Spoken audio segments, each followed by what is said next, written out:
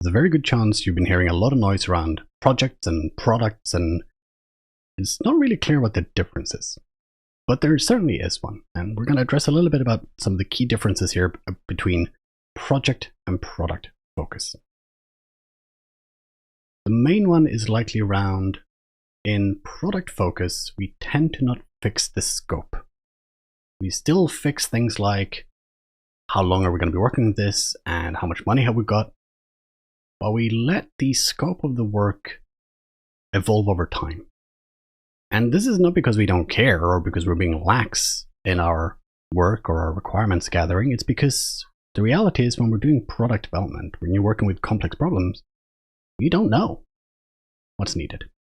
And in all the training I've done with all the people I've worked with, almost never do you even find a project manager or someone working in projects that have had a project delivered on time, in budget, with all the scope.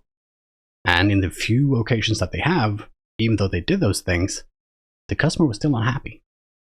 Which means clearly the focus was not the right thing. So we don't fix the scope. We focus instead on how long are we going to work on this thing before we check in, how much is that going to cost, and is the risk worth it, based on what we find out after that time. Another key thing is the measures we do. So again, in projects, we tend to have three main measures: time, cost, scope. In product, we add in all kinds of other measures as well, which of course you can do in projects, but in products or in product focus, it's almost mandatory. You can't not have these other measures. And the primary measure will always, should always be value. Are we delivering value? Doesn't matter how quickly you're getting it done or how pretty it is if no one's buying it, right? And that's why we get small things done, get them out the door to validate we thought it was valuable. Is it actually? Big difference between project and product focus.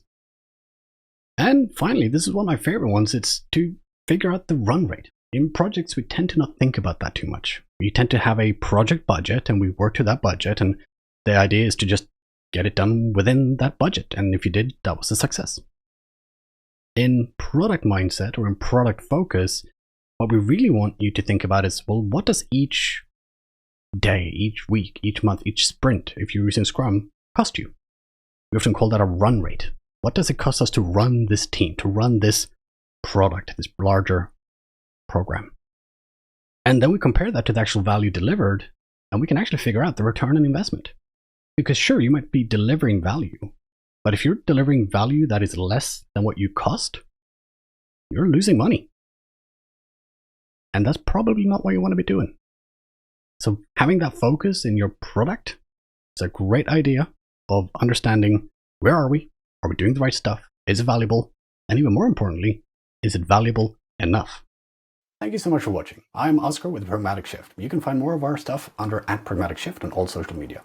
I would love to be your Scrum coach. And if you're interested in working with me, you can find my courses on pragmaticshift.com or about me as a coach under scrumcoach.uk.